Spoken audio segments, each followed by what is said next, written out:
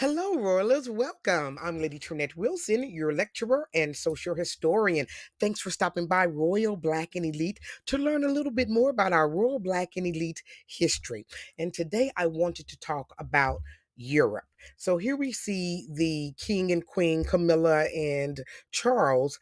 And a lot of times when you see them all shinied up like this, we forget about the history around how they're able to stand on the wealth that they live on today and the legacy that they have.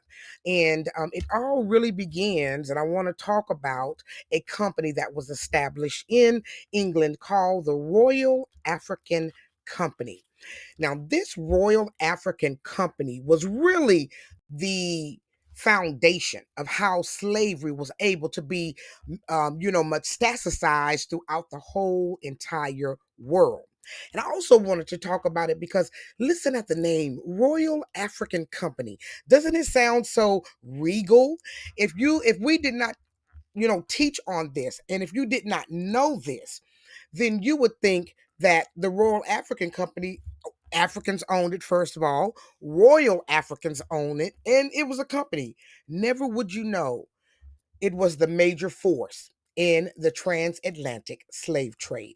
So I want to welcome everyone. Thank you all again for taking some time out of your busy schedules to learn just a little bit more about history and understanding how the disparity in wealth really started here. This was the 1600s when this company was founded. So it was founded in 1660 and it was RAC. And RAC is what they would brand on the slaves when they would put them on the boats. Now, it had received a royal charter in 1672 under King Charles II of England. So its creation followed England's growing interest in the riches of Africa, West Africa to be exact. They weren't just interested in the gold, however. They were mostly interested in the human labor. You see, they had a world to conquer, and they didn't have enough workers to do it. Also, slavery had always been a part of the world. Slavery was not brand new. What changed slavery with the Royal African Company and the entire transatlantic slave experience was they targeted Black people. And they were able to do so because the continent of Africa was in war. Kings would sell, the different chiefs would sell each other. They would capture each other, and they themselves did slavery amongst one another. So that is why they were in that situation. So, under this charter, King Charles II of England was the one who created it and really gave it its teeth and money behind a country in order to make slavery worldwide. So they would pick them up from Africa, and look, they went to South America, Barbados, North America, Asia. That's what I'm saying. If we're going to talk about reparations, we're going to talk about the whole world because we were enslaved by the entire world.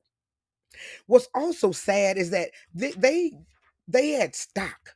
So basically, people bought stock in this company, and one was from the British royal family. He was James, Duke of York, and he later became King James II.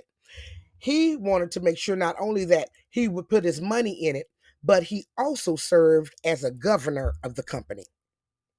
Now, with this royal backing, basically making it a state owned company, the RAC was given a monopoly over the English trade along the West African coast. That meant no one else from England could legally trade slaves, gold, or ivory in these areas without the company's approval. So, you know, they dominated. They allowed the company to exploit the trade of enslaved Africans to the Americas and to the Caribbean. Between 1672 and 1689, the Royal African Company shipped about 100,000 enslaved Africans across the Atlantic.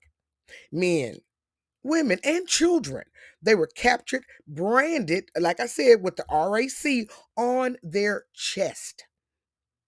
and they were sold into a life of forced labor, primarily to like sugar, tobacco, and cotton plantations.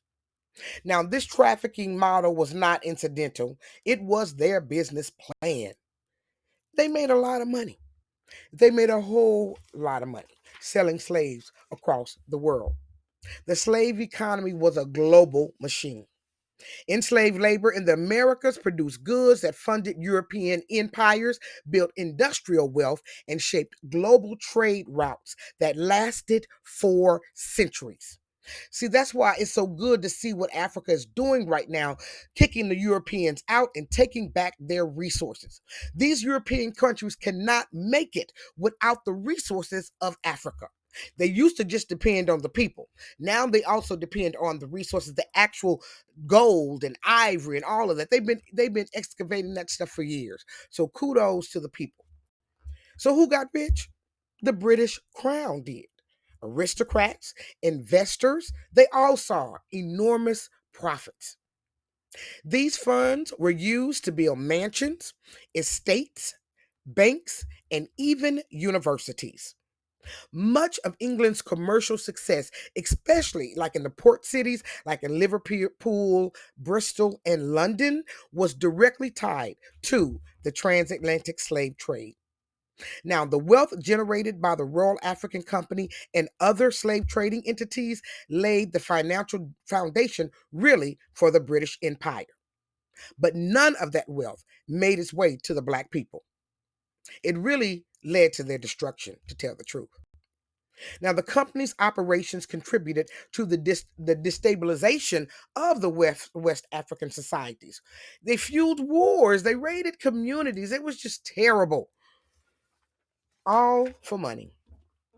So, by the end of the 17th century, the RAC began to lose its grips.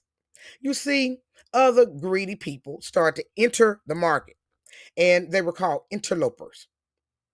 Now, Parliament eventually responded by opening the trade to private merchants in 1698. Yippee! So everybody got to trade slaves at that point. I mean, this is dirty, diabolical work here. How can you have a mind like that? Now, while the RAC continued to exist for a few more decades, it could no longer compete. Its monopoly was gone, so its debts mounted and it ceased all slave trading activities in the 1730s. It was finally dissolved in 1752. But by then, the damage had been done. They had made millions, millions. So they didn't need it anymore. So who made money off of this state sponsored, so government sponsored slavery? Well, King Charles II. I think that's the king's name right now, King Charles. So you see what I'm saying? James, Duke of York, members of Parliament, London's merchant class, and there were people shaping like British law policy and global expansion. So these are the people who made the money. Their financial stakes in slavery influenced national decisions for really decades. This was not a rogue capitalism. It was slavery by the royals. So it came from the head. The long-term consequences it's been great. They spread slavery all over this country. That's why it was just astounding that Meghan Markle wanted to marry into this family given their racist history. Now, they say that they are not racist, that they have tried to make amends for what happened all those years ago. Yet I have not heard Europe giving reparations. So, and they say, well, we were the country that stopped slavery. Well, you were the country that started it, and you were the one that got rich beyond any other country. So, with that said, I think it's important to know what our history is, who was involved with our enslavement, and how do we move forward from it. So we know that it stripped us of our freedom, our culture, our economy, our autonomy, everything. So that's what slavery did strip us from. What can we do today? Well, one is we can educate ourselves, like what you're doing right now. You all keep on clicking down below. I have so many lessons about who we are throughout our history, even today, who we are. So that's important to know. So I want you all to keep learning.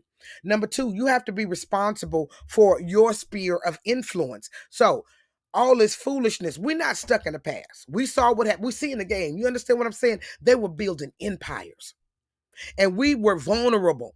We were sold out by our own people. And then once we got over here, we were subjugated and hurt by a people who had enslaved us based on the race of our skin. But it wasn't just America. Again, it was worldwide. So what can we do today?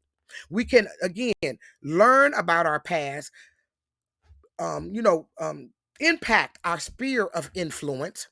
We have to educate ourselves, and not to the socialist and Marxist stuff that is ruining our country, but to business. How do we build?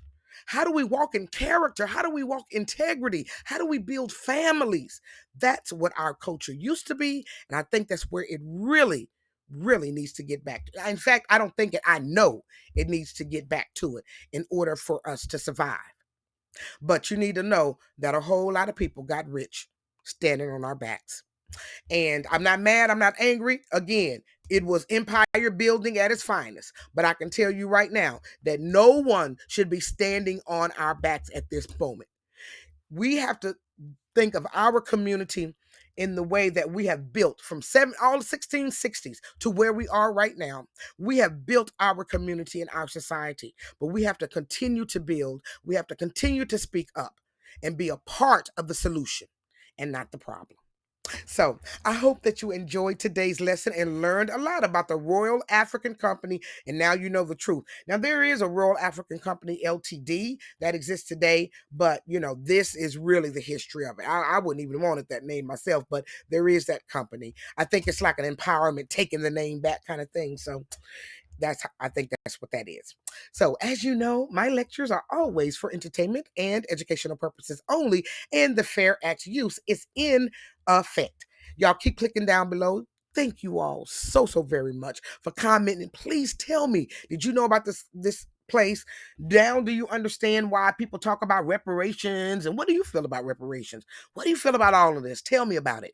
Y'all, think y'all have a wonderful day, and I'll see you on another great episode of Royal Black and Elite. Like, share, and subscribe.